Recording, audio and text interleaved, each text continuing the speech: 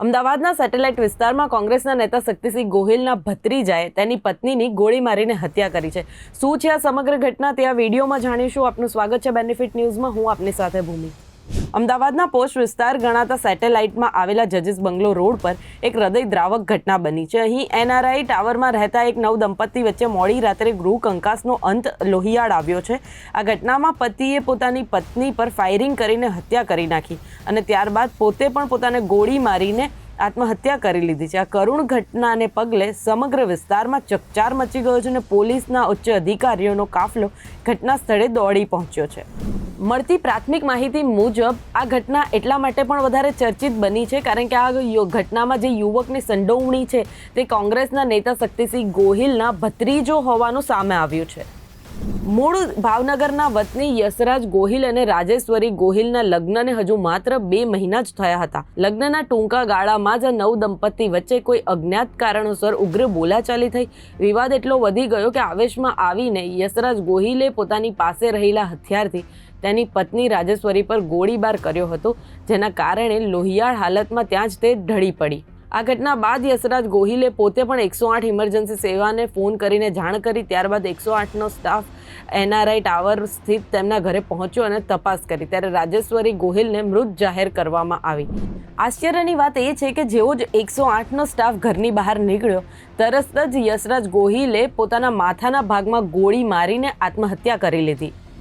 યશરાજનું પણ ઘટના સ્થળે જ કમકમાટી ભર્યું મોત થયું હતું। આ સમગ્ર ઘટના 108ના સ્ટાફની નજર સામે બની હોય તેવું જાણવા મળી રહ્યું છે। બનાવની ગંભીરતાને જોતા વસ્ત્રાપુર પોલીસ ક્રાઇમ બ્રાન્ચની ટીમ અને ઝોન 1ના ડીસીપી સહિતનો પોલીસનો કાફલો તાત્કાલિક ઘટના સ્થળે પહોંચી ગયો હતો।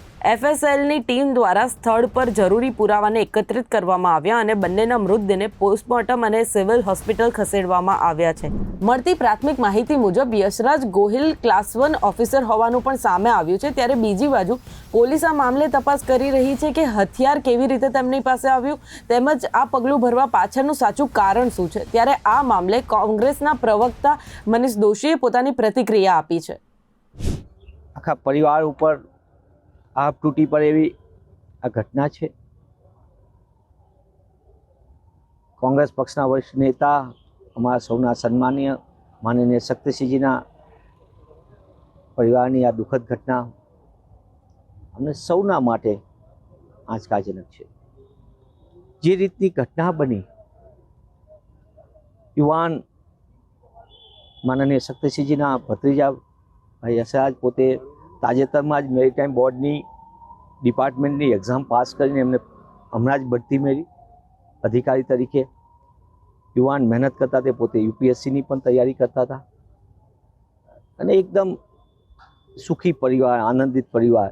એમના પત્નીશ્રીને બંને ગઈકાલે સામાજિક દ્રષ્ટિએ તેઓ વિદેશ જવાના હતા। એની પહેલાં એમના ફૈબા સાહેબને જમવા માટેનો એમનો સામાજિક જે હોય એ પ્રસંગમાં પોતે એની આ ઘર જમવા માટે ગયા હતા અને ત્યારબાદ પરત જ્યારે ઘરે આવ્યા ત્યારે જે એમને ટેવ હતી કાયમ ભાઈને, એમને પોતે રિવોલ્વર રાખતા હતા પોતાની અને એના કારણે એ ઘણી વખત રિવોલ્વરને આમાં ફેરવીને જે રીતની આપણે કરતા હોઈએ છીએ કે યુવાનને ઓલામાં એમાંથી અકસ્માતે છૂટેલી ગોળી એમના પત્નીશ્રીને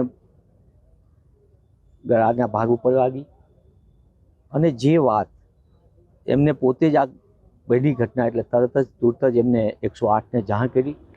108ને ફ્લેટનું લોકેશનમાં કાંઈક ઓલી હતી, ફરી એમને ફોન કર્યો એટલે એવો પોતે નીચે લેવા પણ ગયા એનઆરઆઈ ટાવરમાં અને જ્યારે 108ની ટીમ આવી ત્યારે એમને એમના પત્નીશ્રીને નિધન થઈ ગયું હતું એટલે નો મોર કીધું।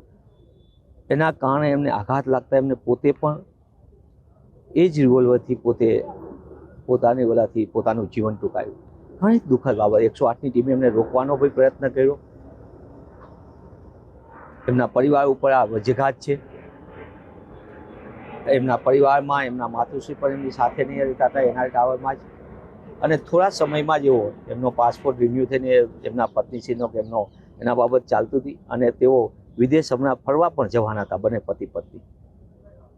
એટલે આ એક અમારા સૌના માટે દુઃખદનો છે। માનનીય શક્તિસિંહજીના પરિવાર માટે, એમના શુભેચ્છકો માટે અને અમારા સૌના માટે આ એક દુઃખદ ઘટના છે। ક્યારે લગ્ન થયા હતા? થોડા સમય મારી આગળ જે પ્રાથમિક માહિતી છે, મારે માનનીય શક્તિસિંહજી ઘણા આઘાતમાં છે, એટલે મેં વિશેષ નથી, પણ થોડા સમય પહેલાં જ એમના લગ્ન પ્રસંગે થયા હતા, એનો સમય બી થોડોક થયો છે, મારી આગળ એક્ઝેક્ટ નથી, પણ હું એટલું નિશ્ચિતપણે કહું એકદમ આનંદિત ભાઈને હું મળેલો છું, યશરાજભાઈને, અને એકદમ એમને કોઈ વ્યસન નહીં, કોઈ પણ પ્રકારની ઓલી નહીં, અને એકદમ ઉત્સાહિત નવજવાન તરીકે એમને બે જ બાબતનો, એક પોતે રિવોલ્વર હંમેશા સાથે રાખતા હતા, અને બીજો એમને વાહનનો શોખ હતો. એકદમ વાહનને સ્પીડમાં ચલાવે. ઘણી વખત શક્તિભાઈ બી ઠપકો આપતા, અમારે બી વાતચીત ક્યાંક થાય તો કે મને વાહન સ્પીડમાં ચલાવવું ગમે છે. બાકીની વિગતો તમને અનુકૂળતા આવે, પણ એટલું નિશ્ચિતપણે છે કે આ સમગ્ર બાબત આપની વચ્ચે કહી રહ્યા છે, અમારા સૌના માટે આ દુઃખદનું છે.